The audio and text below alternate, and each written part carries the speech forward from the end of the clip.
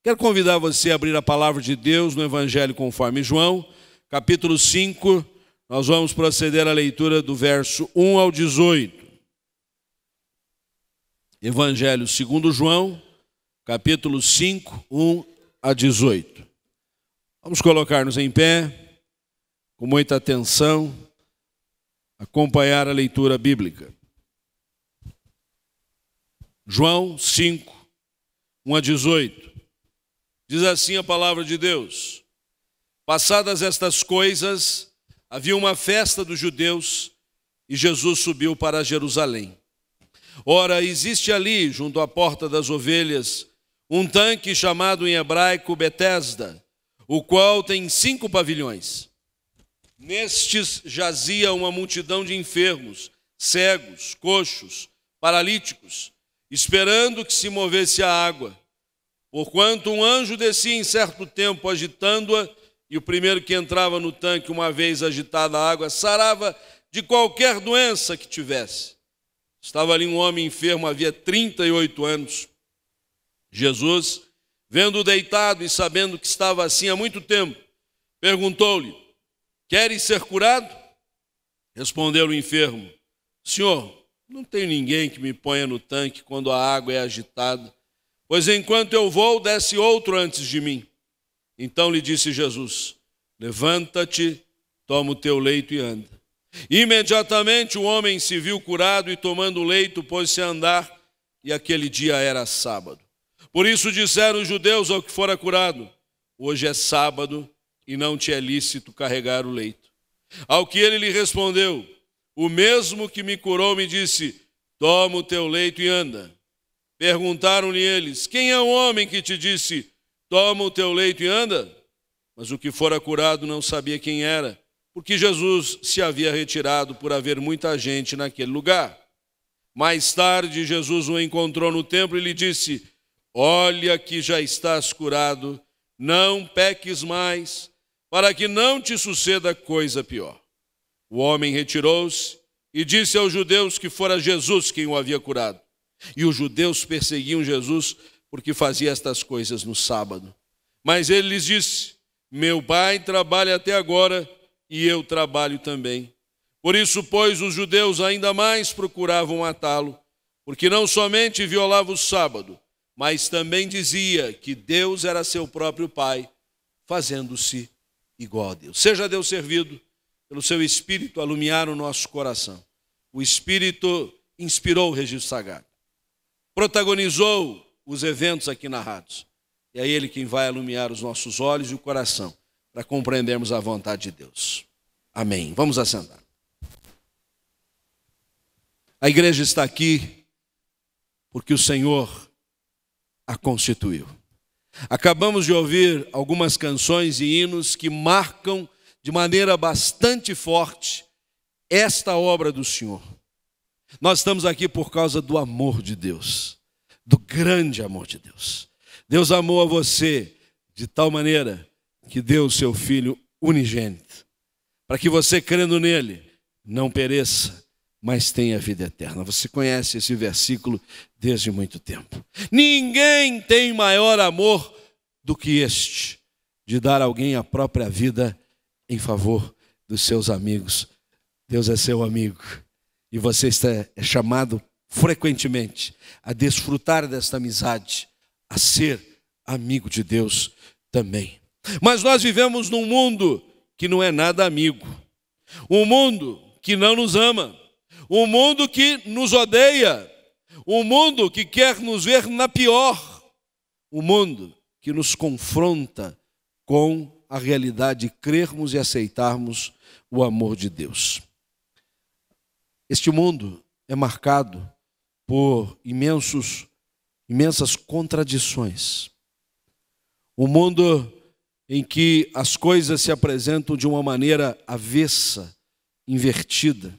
Da passagem que nós lemos, nós tomamos ciência de que naquele lugar chamado Betesda, um tanque do qual saíam 5 alas ou pavilhões, o que deveria corresponder mais ou menos a um tipo de hospital precário lá em Jerusalém. Ali jazia uma multidão de enfermos. Curiosamente, o tanque chamava-se Betesda. E Betesda é casa de misericórdia. Beit Hesed, casa de misericórdia. Lugar onde se imaginava as pessoas seriam atendidas, acudidas, assistidas, saradas, socorridas, mas o texto enfatiza, jazia. Ficavam ali, ficavam ao relento, ficavam sob a suspeita de muitos que passavam. Era um contraste, era uma contradição. O Brasil figura entre a 7ª, 8ª economia do mundo. No entanto, no Brasil existem mais de 10 milhões de pessoas que não têm o que comer. E isso não tem partido político, não tem ideologia que resolva. Esta é a verdade. Não tem propaganda eleitoral que venha dizer que não é bem assim. Esta é a realidade confirmada. É um mundo de contradições, em que a gente figura entre as principais nações por causa do nosso produto interno bruto e, no entanto, uma parcela tão significativa está na miséria absoluta, completa, há muito tempo. Mas esse também é um mundo não apenas de contradições, é um mundo de concorrências infindáveis, de competitividade. Nós temos que nos acotovelar, nós temos que ser mais rápido do que os outros. Nós já nascemos competindo. Antigamente as mamães saíam de casa para passear com os seus filhinhos, arrumavam eles bonitinho para dar uma volta na praça, encontravam as amigas e ali elas ficavam disputando, né? Olha, o meu é mais bonito do que o seu, né? O meu está mais arrumado que o seu. Lógico que elas não falavam assim, né? Elas falavam dando indiretas, né? Mas faziam os meninos estarem numa competição desde pequenininhos. Agora não é mais assim. Agora elas vão fazer um exame de imagem, né? Ainda lá na gestação, nos primeiros meses de gravidez, e essas imagens são realmente tremendas, porque você vê todo o bebê, dá para ver a cor dos olhos, dá para saber as dimensões dos seus membros, e aí já ficam concorrendo desde a vida intrauterina. E vão passar a vida inteira disputando espaço. Esse texto também nos revela um pouco desta realidade do mundo que nos cerca.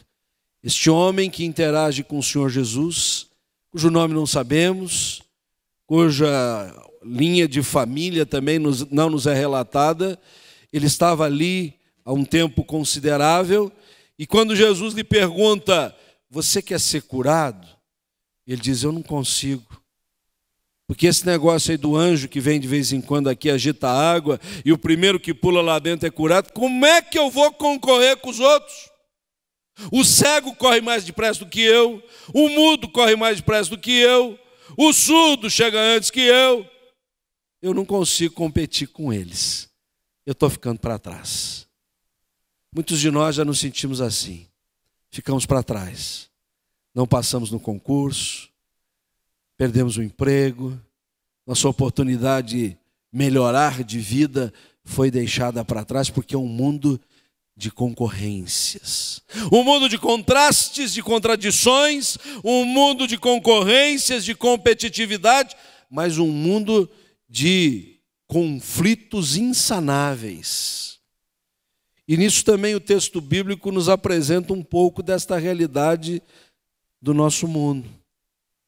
Jesus opera a cura sobre este paralítico, e não é que Jesus resolveu operar essa cura justamente num sábado.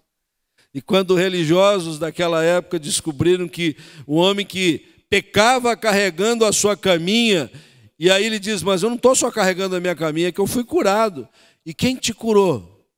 Foi um tal de Jesus, mas do sábado é um dia que não se pode curar. Pronto, o conflito estava armado. A discussão religiosa foi levantada. As armas começaram a serem terçadas. Por causa de uma cura. Por causa de um ponto divergente acerca do entendimento das Escrituras Sagradas. O entendimento que Jesus aqui passou boa parte do seu ministério terreno tentando corrigir. Briga-se por tudo, briga-se por nada. Discussões familiares, domésticas, discussões entre vizinhos, discussões entre colegas de escola, companheiros de trabalho, discussões ideológicas, discussões políticas. Nós sempre estamos armados. Este é um mundo de conflitos. E é justamente neste contexto de contradições, de competitividade, de conflitos, que nós descobrimos um Deus que nos ama, que nós nos relacionamos com um Deus que nos quer bem, que nós percebemos que, para além de todos esses contextos tão desagradáveis, há um Deus que cuida de nós, há um Deus que se interessa por nós, há um Deus que nos busca e que nos chama, há um Deus que quer ter um trato todo especial para conosco. Eu gostaria nesta noite de pontuar rapidamente, exatamente, esta maneira, este jeito, este tratamento de Deus para conosco. E para ser bastante didático, eu queria que você guardasse na sua mente algumas coisas que eu vou colocar aqui. Aprenda comigo. Primeiro de tudo, Deus nos trata com cuidado pessoal. Marque essa expressão, cuidado pessoal. Por pessoal, eu quero dizer particular, individual, personalizado. O texto bíblico nos diz que naquele lugar chamado Betesda, que por si só já era uma contradição, jazia uma multidão de enfermos.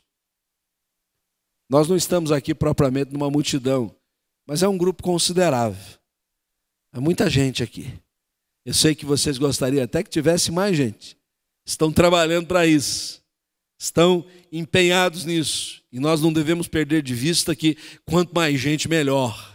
Quanto mais gente comprometida, mais envolvida, mais atuante, mais louvando ao Senhor, é o que nós desejamos. No entanto, o texto bíblico muda esse cenário.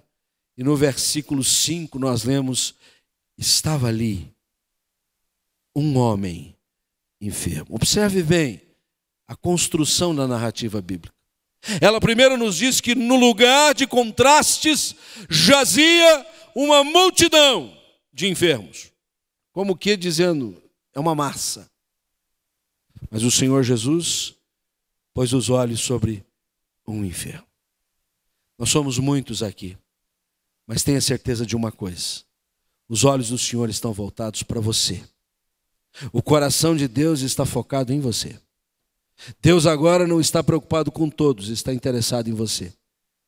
Deus tem essa faculdade e esta competência para nos tratar personalizadamente. Você não é um código de barras para Deus.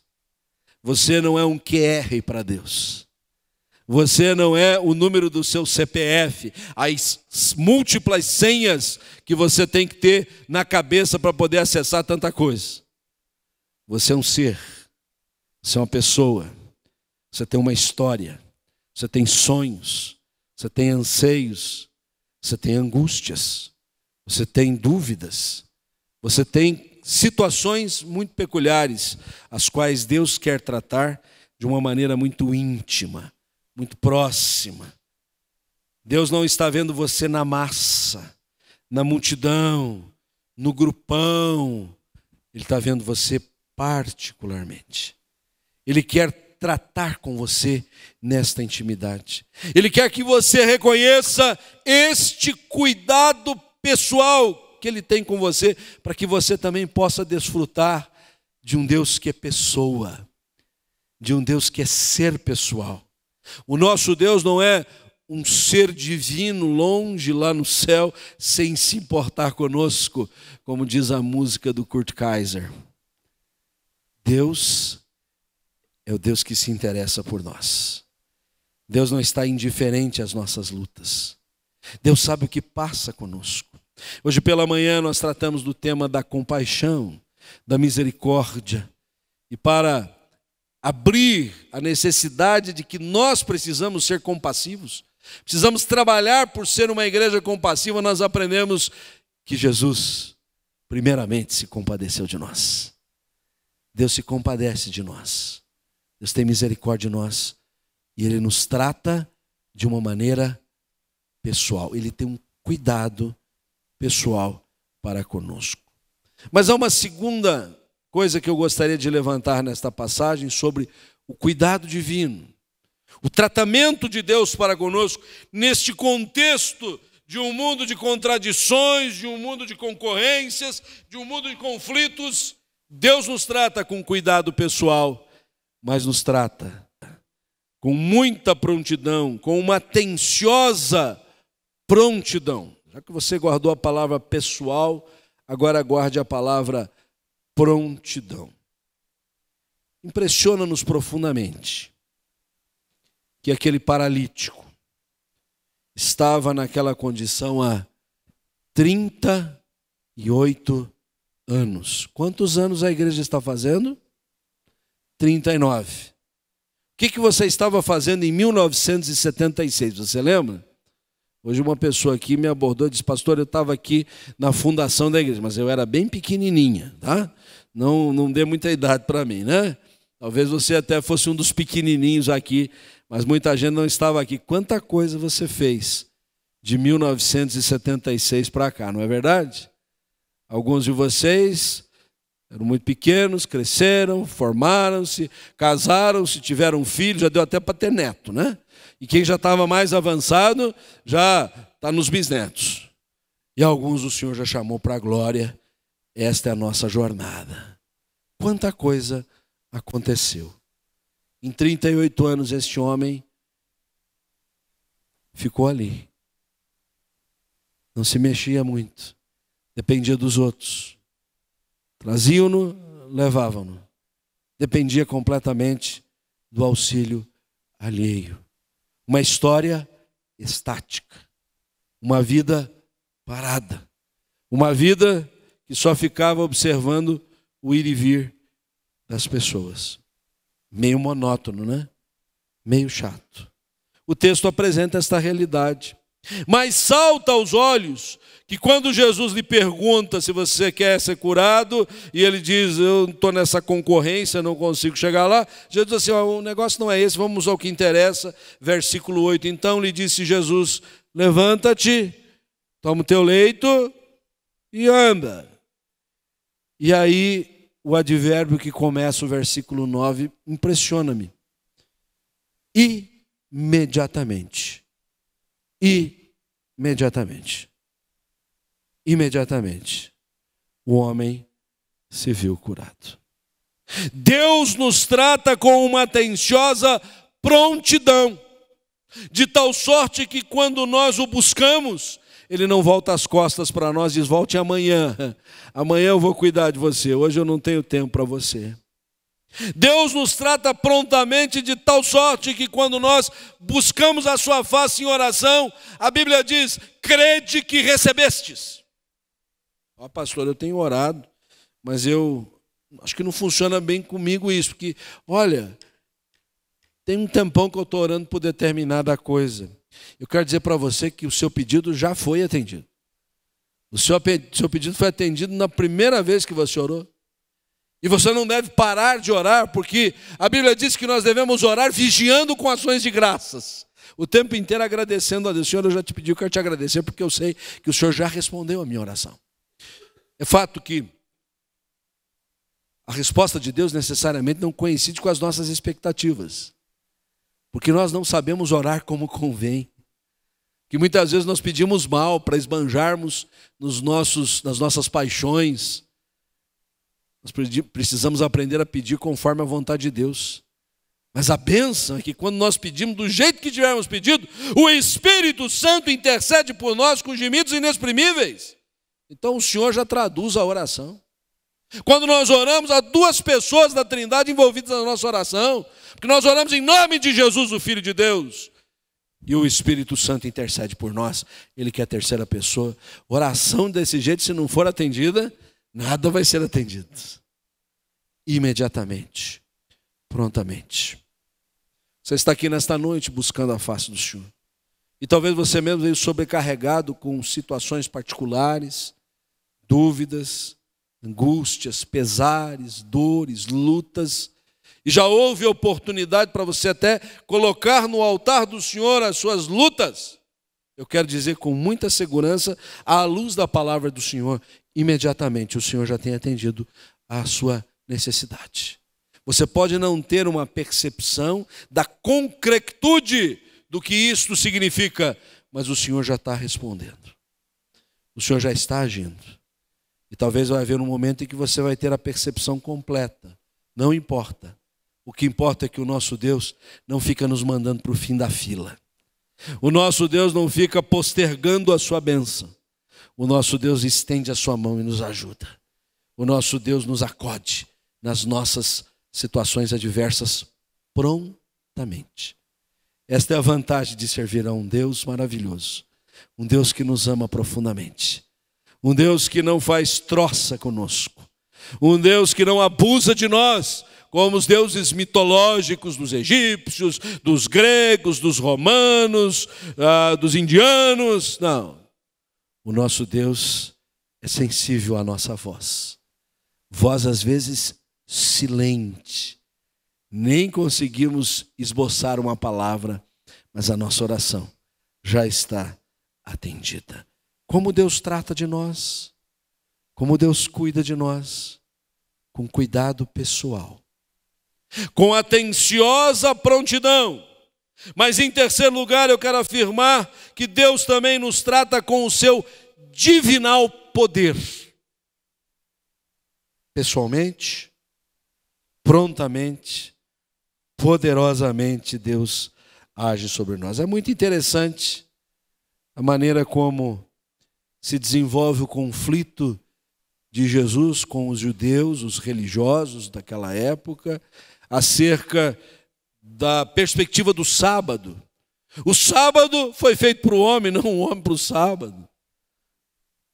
Os homens não estavam entendendo que se sustentava-se a importância de um Shabat, porque Deus descansou no sétimo dia, não significa que Deus cruzou os braços e disse: estou de férias, estou de folga.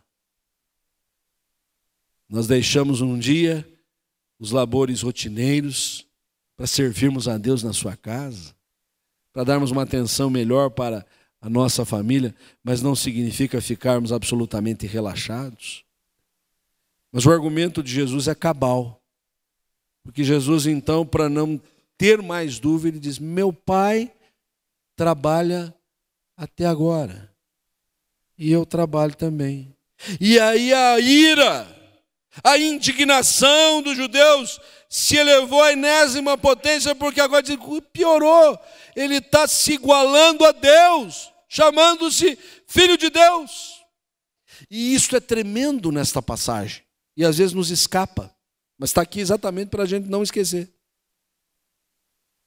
Jesus operou a cura sobre aquele paralítico, não pelo poder humano, não por algum truque que ele tivesse aprendido, como muitos parecem dominar certas técnicas e induzem pessoas a imaginarem que os seus problemas estão todos resolvidos, porque ele faz alguns gestos assim e as pessoas dizem: estou melhor. Ou põe a mão sobre a cabeça de alguém, ou dá um espirro, ou dá um susto, né? Técnicas de mover massas, sons, imagens. Esse mandraquismo está aí ao nosso redor para quem quiser ver. A igreja presbiteriana, quarta igreja de Taguatinga, está comemorando 39 anos. A igreja presbiteriana do Brasil, nesse mês, comemora 156 anos. Nós não estamos, nestas décadas todas, vocês um pouco menos e a denominação toda, bastante tempo, trabalhando e servindo ao Senhor e nos mantendo fiéis à Escritura Sagrada, derivando para esse tipo de conduta que vem, que vai, que atrai e que afugenta. Nós estamos embasados na palavra de Deus, nas santas Escrituras, no ensino bíblico que nos diz que é o poder divino que se realiza no nosso meio e não os mandraquismos humanos. E não as impressões que os homens querem fazer se exaltando a si mesmo. Foi o poder de Jesus, simples, singelo, sem qualquer pirotecnia, sem gerar convulsão social. Você quer ser curado? Jesus, eu não consigo concorrer com os outros. Eu sempre perco para o cego, para o surdo, para o mudo, porque eles andam. Não estou dizendo isso. Levanta, embrulha o teu saco de dormir, não passava disso o leito dele, a maquinha dele, e vai para casa. 3 expressões. E o homem sem nem se dar conta. Quanto tempo que ele ficou ali? Você fica assim algum tempo sentado na mesma posição da cãibra, né? Ele levantou e saiu andando. Simples. O que é isso? Poder divino. Simples, singelo. O apóstolo Paulo, na carta aos Romanos, diz assim: a palavra está perto do teu coração. Todo aquele que invocar o nome do Senhor será salvo. Não precisa fazer curso de iniciação, não precisa se submeter a uma série de ritos. Salva-me, Senhor, disse o apóstolo Pedro quando começava a submergir, porque não tinha tempo para dizer uma segunda frase. E o Senhor Jesus o tomou pela mão e ele foi de novo colocado dentro do barco. E Jesus apenas disse: vocês precisam crescer um pouquinho mais na fé. A fé de vocês está um pouco pequena. Só. Deus nos trata com o seu divinal poder, que transforma a nossa vida.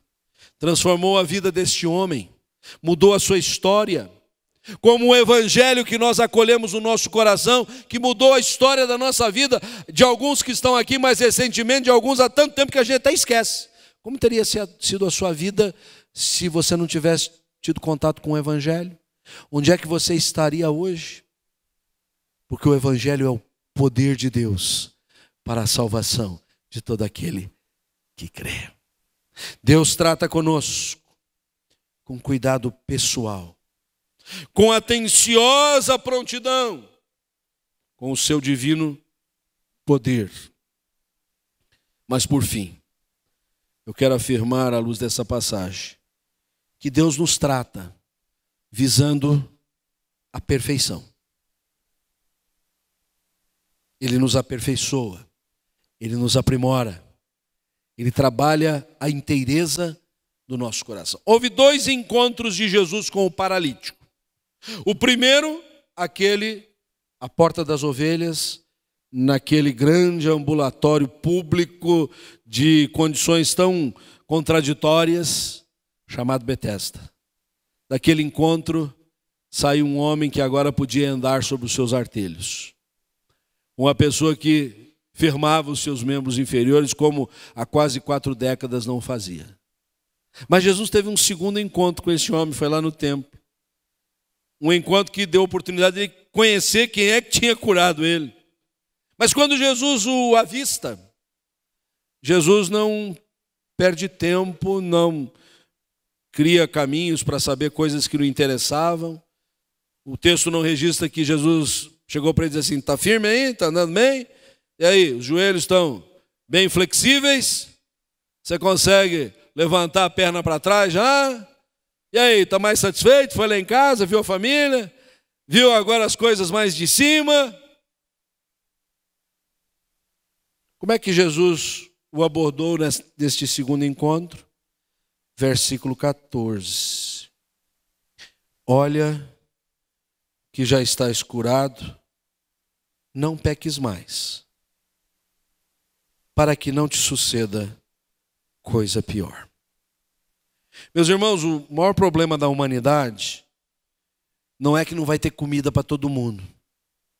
Prevê-se que para o final deste século XXI, nós não vamos produzir alimentos para todo mundo. Pelo menos não nas atuais condições em que os alimentos são produzidos. Comida vem do campo, não vem lá do supermercado, você sabe disso, né? Porque às vezes a gente fica pensando que está tudo nas caixinhas e pronto, né? A geração mais nova acha isso. É bom de vez em quando levar os meninos para dar um passeio no campo, ver gado, ver porco, ver trigo, ver soja, ver todas essas coisas, né? Não é o maior problema. O maior problema da humanidade é que também não vai ter água para todo mundo. A previsão é que daqui a 70 anos nós vamos morrer de sede. O pastor, tem uma coisa pior do que não ter comida e não ter água? Tem. O maior problema não é a ameaça de uma guerra nuclear, porque um doidivanas desse que está aí de plantão em algum governo de superpotência vai apertar o botão e vai explodir o planeta. O maior problema da humanidade aconteceu lá no Jardim do Éden, com o primeiro casal, os nossos primeiros pais. Quando o Senhor deu uma ordem para eles: comam de tudo, olha, crescei e multiplicai-vos, bênção pura, desfrutem o máximo deste amor conjugal, desfrutem de tudo que eu coloquei aqui, só não comam do fruto desta árvore, conhecimento do bem e do mal. E a gente conhece a história, os homens, o primeiro casal desobedeceu a Deus, entrou o pecado no mundo. O maior problema da humanidade é o pecado. Foi por isso que o Filho de Deus veio até nós. Foi disto que nós entendemos o grande amor de Deus. Porque Deus enviou o seu Filho para que todo aquele que nele crê. Crê em quê? Que Jesus morreu na cruz do Calvário, derramou o seu precioso sangue, que nos purifica dos nossos pecados, e nós agora não perecemos eternamente, ao contrário, temos a vida eterna. Foi por isso que Jesus, nesse segundo encontro, não ficou perdendo tempo para saber se o homem estava se sentindo feliz, alegre, e agora podia se deslocar sozinho. E disse: não peques mais.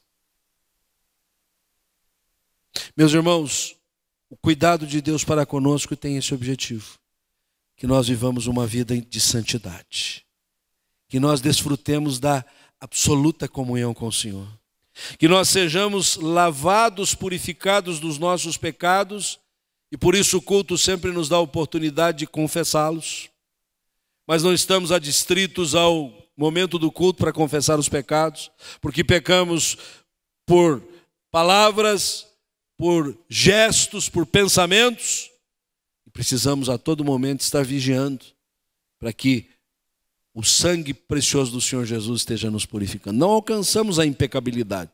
Ninguém diga: não peco mais, porque estamos mentindo para nós e fazendo Deus de mentiroso que diz que nós pecamos. Mas esse pecado que tão fortemente nos assedia, ele não tem domínio mais sobre vós, porque não estamos debaixo da lei, sim da graça. Mas é preciso desfrutar desse cuidado aperfeiçoador do Senhor, que o tempo inteiro alumia a nossa mente.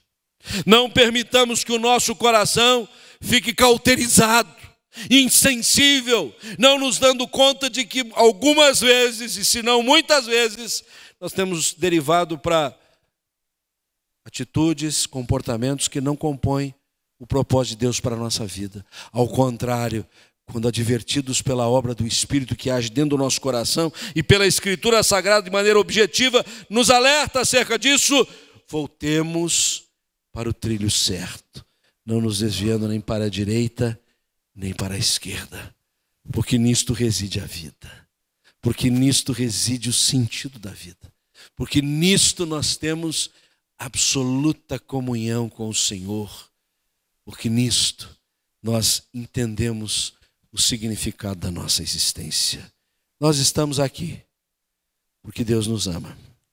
Nós estamos aqui porque, apesar de um mundo de contradições, de competitividade, de conflitos, o nosso Deus trata conosco de maneira pessoal, pronta, poderosa na sua divindade, mas nos trata visando a nossa perfeição. De tal maneira que, a cada oportunidade, vamos permitir que o Senhor nos aprimore, que o Senhor nos habilite, Que o Senhor nos capacite, que o Senhor nos aperfeiçoe. Curve a sua fronte, vamos orar. Gostaria de interceder pela sua vida, gostaria de apresentar o seu coração diante de Deus. E gostaria que você, antes da minha oração, dissesse: Senhor, eu quero desfrutar do teu cuidado. Eu quero, Senhor, sorver cada oportunidade que o Senhor revela de um carinho tão especial. Não quero, Senhor, perder esta bênção. Por isso coloco o meu coração diante de Ti. Pai Santo, Deus de bondade, Deus de misericórdia. Eis os Teus filhos celebrando nesta noite, em ações de graças, mais um aniversário da igreja. A igreja somos todos nós. A igreja se revela em cada um de nós. E por isso, Senhor, o Teu cuidado, o Teu trato tão especial seja desfrutado por todos e também cada um dos Teus filhos nesta hora, ó Deus. E o Senhor seja bendito e seja glorificado pelas nossas vidas. É o que Te pedimos, agradecemos, em nome de Jesus. Amém.